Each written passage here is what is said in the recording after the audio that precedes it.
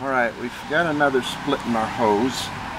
And those of you who have not seen me splice a hose, this is the split. If you can see that or not, it's a dandy little split in there.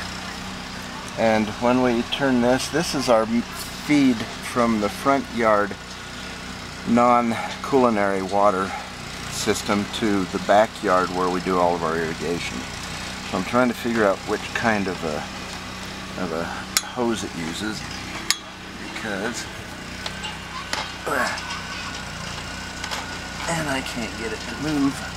Oh, I remember that's a double-sided job, so I'll probably need to. I inherited that from my dad. Part of all of the things that I got from him when he died, and I'm going to need two of these. So go ahead and we'll pause that. I'll be right back. Okay, it's nice to have two of these slip joint pliers, and because I'm turning that one that way, you put the top head going the direction I've got it, and I haven't got this one slipped out far enough. This is a pair I keep in my car, and I don't want to crush my knuckles. That should be good enough. See if I can, there we go. When you have the right tools, you can get things to cooperate a little better, which is always nice. Cooperation from your kids is not very possible, but from your tools, it should be.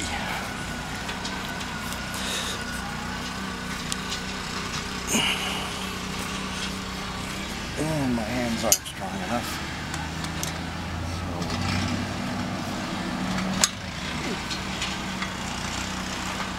It's still not gonna go. I didn't get it well enough.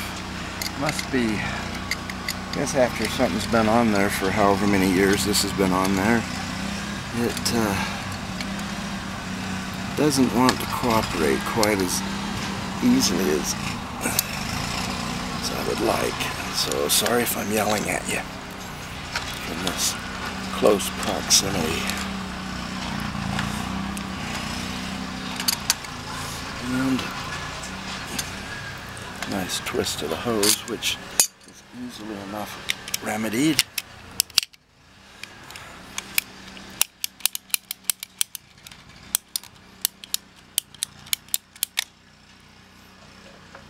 There, now the hose can twist all it likes, because it's not twisting anymore.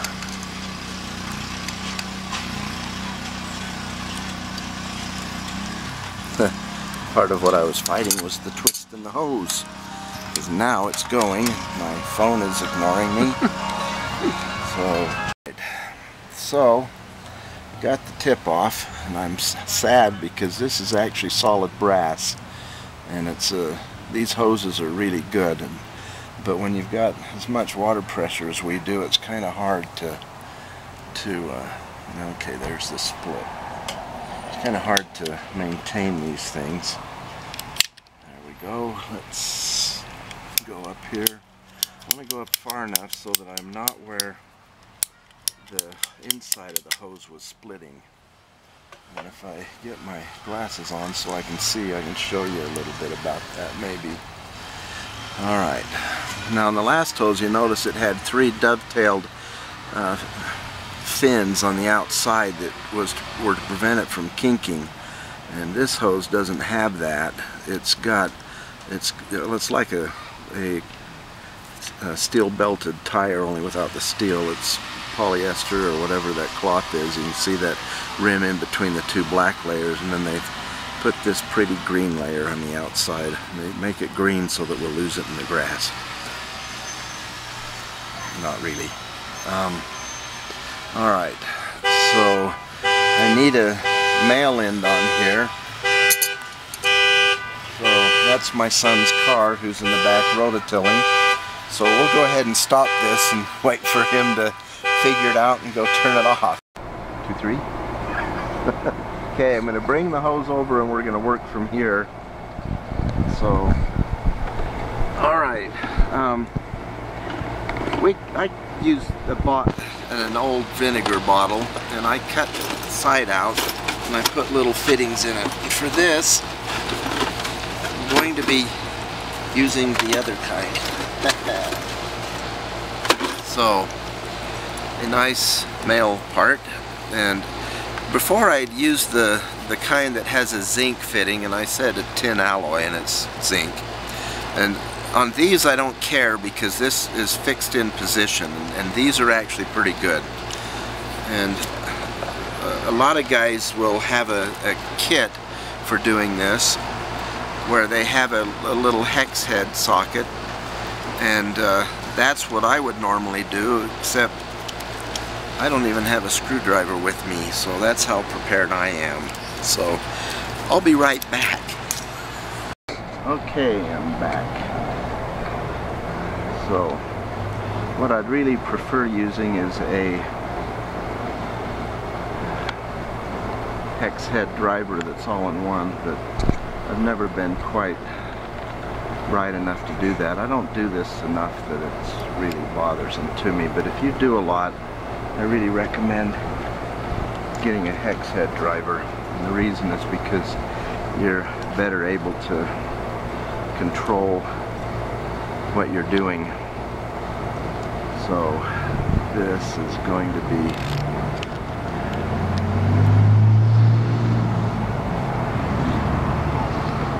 ratcheted out, and that this is probably not the right application for these, but I think it's going to work just fine. Yep, that just snapped right off. So I have to clean that up. And this is a little bit damp, because that top of that log is damp. There we go. Now, had the hose heating up for a minute, and it's nice and warm and very malleable. So this will slide right in there just that easy. Now, those of you who have not seen my other video, you will not have heard the explanation of why I use hot water. I don't put any soap in it. It's just hot water. It makes this nice rubber hose just really, really malleable, as I said. So now we just tighten this on. We've got to tighten it that's in front of the, oh, and one thing, because it's so malleable, it's real easy to over tighten at this stage. You don't want to do that, otherwise you'll end up splitting it. And once it feels like it doesn't want to move, there's a couple different levels. I can feel the brass in here, and I believe I've got it in the right spot. I don't want it right up against here. Some people do. I don't. And if you want to know why, I can't tell you. I just don't. So just put that back in there, and we're done. Now the part, and you may want to switch back to the other side. I'm going to put it on, and this is the fun part, because I've got to put it on without twisting and kinking the hose. And so this is the part, if you'll notice that this actually has a good nut. I don't know what you call that actual part right there. It's so that a wrench will fit on it. And since I don't have wrenches, I'm using these slip joint pliers, and they will hold it just dandy. And I'm going to hold it solid and try to start it. This old male to male or female to female coupling is really, really stiff, so let me see if I can get it started.